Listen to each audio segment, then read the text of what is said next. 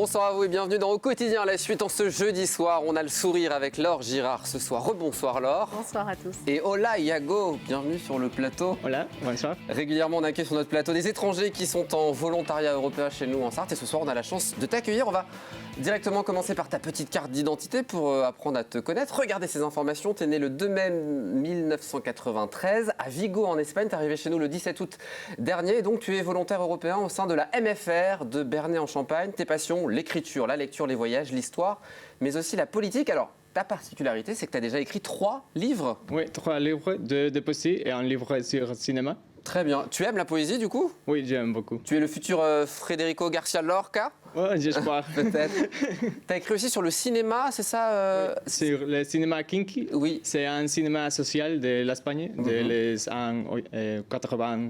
Des années 80, et qui était très connu là-bas en Espagne. Non, pas très connu, mais ils sont, je pense, très importants parce que c'est très social et très réaliste.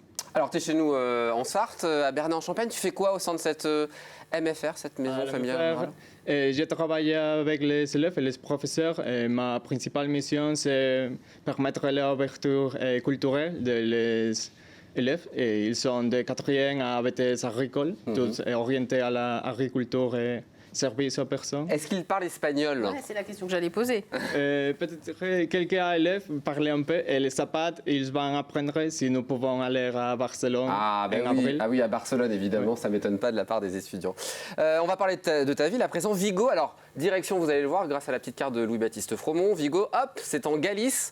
On est en face de l'Amérique, en fait. Oui.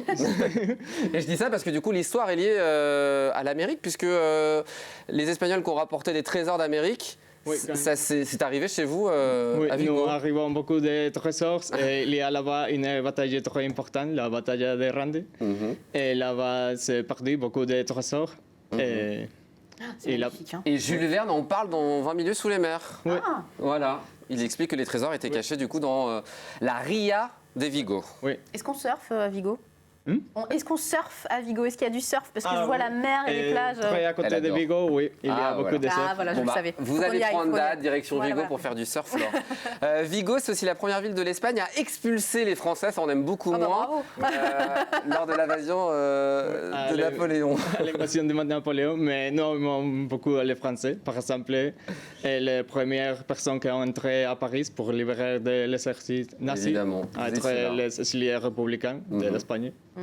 On va parler aussi de tes coutumes. Alors, elles sont un peu différentes en Espagne par rapport à la France. Ce qui t'a un peu étonné, c'est les repas. Vous faites 5 repas chez vous, mais ce n'est pas les mêmes horaires.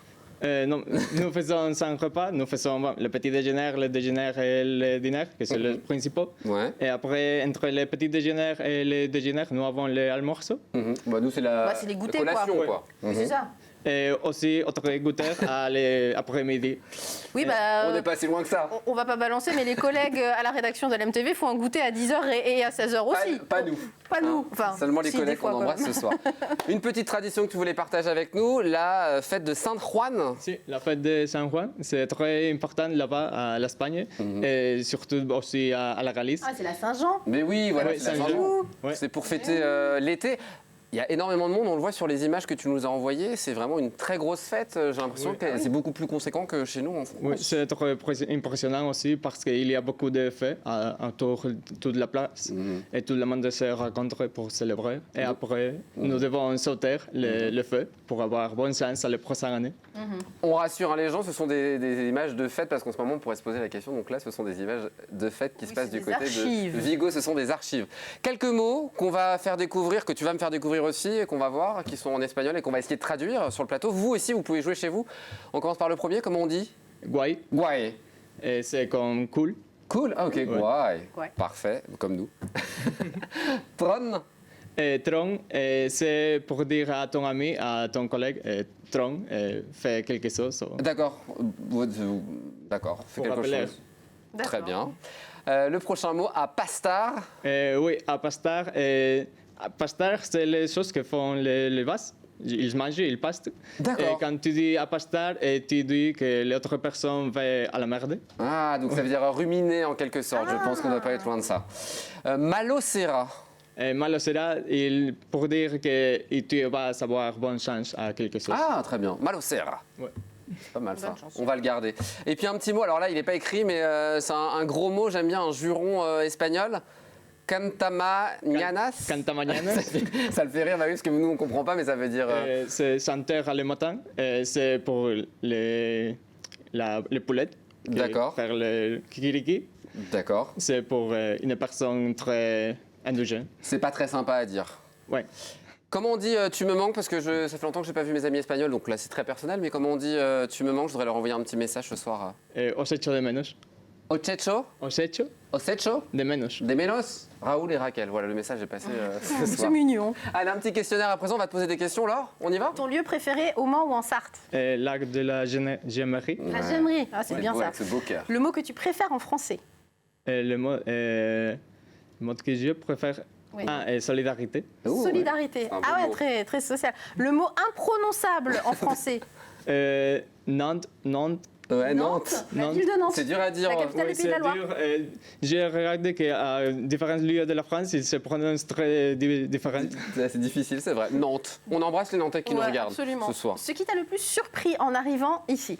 À la MFR, surtout, les passions des élèves pour les tracteurs. Les tracteurs? Ils se Ils se passionnent adorer. pour les tracteurs, évidemment, c'est des élèves Bah oui. de lycée agricole. Et on les Formidable. embrasse ce Bah, soir. Je sais que la absolument. MFR nous regarde nombreux. C'est On des embrasse tracteurs. les étudiants qui sont fans de tracteurs. Et bah tant mieux. Ouais.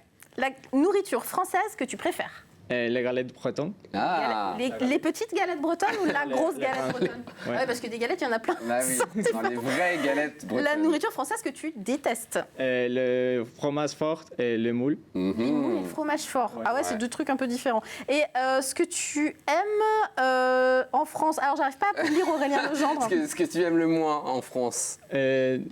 Non, moi. Plus. Le plus, les cathédrales Les gothiques. cathédrales. Ah, bah, la cathédrale gothique. Ah oui, c'est le plus. Et ouais. le moins, Est-ce du que coup tu aimes le moins? Le moins, les autoroutes, ils sont tous des péages. Bah voilà. Ici En en France. Espagne, toutes les autoroutes sont quasiment gratuites aujourd'hui. Il y a je crois. beaucoup C'est vrai. gratuits, oui. Un objet qui représente la France pour toi? Et un t-shirt que j'ai des photoscopes quand, Tu seras pas Poitiers? C'est pas mal. Génial, tu es allé quand? quand je suis petit. Ah, Un objet que tu as emmené avec toi? Livres, beaucoup de livres. Les ah bah livres. oui, tu aimes la lecture. Ouais. La chanson française que tu écoutes le plus? Mon européen de Damien Sed. Damien 16, d'accord, Ouais. ok. Qui Et est un la chanteur chanson. que tu aimes forcément. C'est- Et puis il y a un apprentissage en patois, Aurélien. Évidemment, Alors, on va te proposer un petit mot en patois, d'un de nos patoisans, et on va essayer de le traduire ensemble pour t'apprendre notre patois local. Écoutez. Je vous propose la liche. La liche, ça veut dire quoi à votre avis, la liche, les amis? les garbas, je ne sais pas. On ne sait pas non plus, on va voir la réponse de Jean-Yves Poignant. La liche, c'est le petit bois qui nous sert à allumer le feu. Voilà, du tout petit bois qu'on ramasse exprès à l'automne et qu'on met de côté juste pour allumer le feu comme le faisaient les anciens. bien sûr, Ah bah voilà Bah oui. l'explication. c'est mignon. Avant de se quitter, Yago, c'est quoi la suite pour toi après ce volontariat européen en France? Tu veux faire quoi? Je veux être professeur. Je dois faire un master d'éducation pour pouvoir être professeur d'audiovisuel. Tu voudrais rester en France ou tu souhaites repartir Je chez pense toi?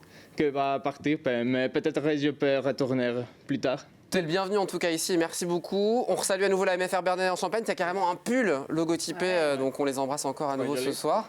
On dit au revoir à nos téléspectateurs. Je vais te laisser dire au revoir à nos téléspectateurs en espagnol. La caméra elle est juste là, tu regardes et puis tu leur dis au revoir et tu leur dis à demain. Adiós et hasta mañana.